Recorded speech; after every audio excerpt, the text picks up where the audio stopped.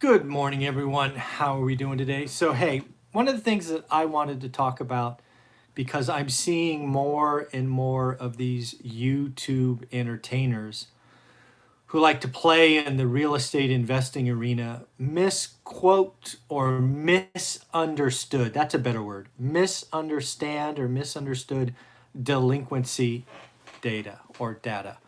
They're also taking this time frame's delinquencies and comparing it to the housing crash, and they are trying to connect dots that don't exist.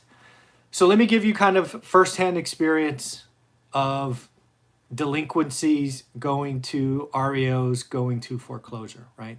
So I actually took some notes. Let me move this over. So first and foremost, the delinquency rate is being reported as rising.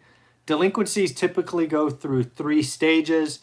You're delinquent at day 30 or 31. It's called early stage. Day 60, it's adverse. And the dreaded 90-day window is when you are flagged seriously delinquent.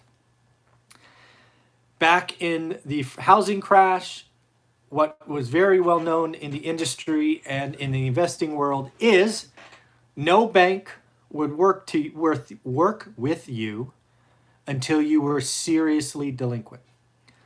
So what happened is owners started becoming seriously delinquent, at which point banks would start to entertain short sales or cash for keys or whatever they would want to do. Very different this time, but yet reporting, the variance or variability in reporting is not understood, in my opinion. We are seeing record delinquencies reported today. But what is not being stripped out, maybe it's hard to pull the data together, is many of the delinquencies today are actually in forbearance. So let's talk about it. Forbearance. It is an agreement between the borrower and the lender. Anytime there is an agreement between the borrower and the lender, the foreclosure clock has not started. You don't go from, let's just use the CARES Act. Let's say you're 9 months in the forbearance process. 9 months is up. You don't get approved for the next 3-month extension. You don't go right to seriously delinquent. You haven't even missed in a payment yet. The clock starts when there is either A, no agreement, i.e. you, the borrower, want a modification, you, the borrower, want forbearance, and the lender says no. That's a disagreement. At which point, if you miss your payment in 30 days, you are now 1 month late. You're not 10 months late. The 9 months in this example is an agreement between the borrower and a lender. So the rise in serious delinquencies is, I guess it's interesting to watch, but you can't make the connection between today, which again, most have forbearance, so the foreclosure clock has not started, and 2006, when banks said, we won't talk to you until you're serious delinquent. Very different time. And I have seen many YouTube entertainers point at the rise in delinquencies in 2020 and say, see problem, see problem, see problem. What is hard to pull out, or at least hard to understand, is what percentage of those delinquencies are actually in forbearance. So yes, they have missed a payment, but it's an agreed miss. The bank has said no problem. We'll hit the pause button. It is not until the forbearance period is over that then the bank and the borrower will negotiate. When the forbearance period ends, the bank, the lender, and the borrower will negotiate what to do with the back balance. Does it become a second? Is it due and payable day one, which is an option? The lender can say that. Or do we just raise payments for a year? It is not until the forbearance period is over and the borrower misses that next payment that the clock starts. And that is why delinquencies is kind of an unimportant number today, because sure, there are millions of people who have missed 3 payments. But I can tell you that most of those are in forbearance. Now, I'm sure a small percentage of them are in real trouble and will become REOs. But most, certainly more than 50%, are in a forbearance program. So do yourself a favor.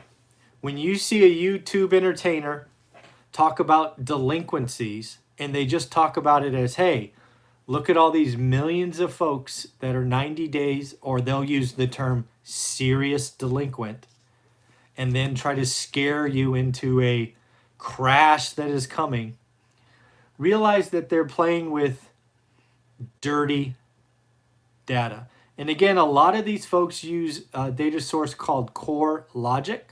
CoreLogic is a data collection platform or aggregator for real estate. And what is happening is people are sourcing the information, which again, CoreLogic says, right? Go back and look at their insight, which is their report, says we are capturing delinquencies, but we can't pull out who's in forbearance. We can tell you how many people haven't paid in 90 days, but we can't tell you who's in forbearance. So the serious delinquency is, I don't want to say irrelevant. You always should watch because it will eventually be an issue, but it is not the hair on fire, urgent, apocalyptic noise that some YouTube entertainers are making it out to be. Again, I lived through the foreclosure crisis last time.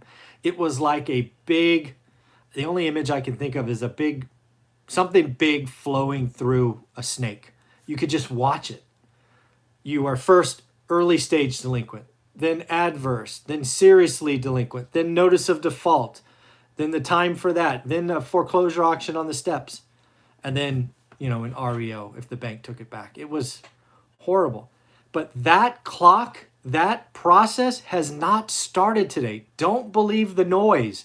It hasn't started. The lender and the borrower have an agreement to pause payments. In theory, a lender could pause payments for a decade with no payments and the borrower would not be late, but CoreLogic would report it as 10 years of non-payment. That's an extreme example. I don't expect banks to do that, but that is the reality.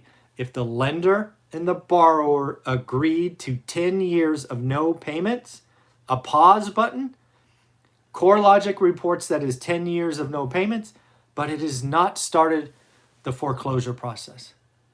So many of these YouTube entertainers didn't see it last time. They didn't watch it happen. They didn't watch notice of defaults become REOs, it was messy and noisy. That process has not started. It could start in 2021, but it hasn't started today. So don't believe the hype. It's not true. We may have a foreclosure process or problem, but it'll be 2022. It's not next year because the clock has not started. All right, everybody, take care of yourself.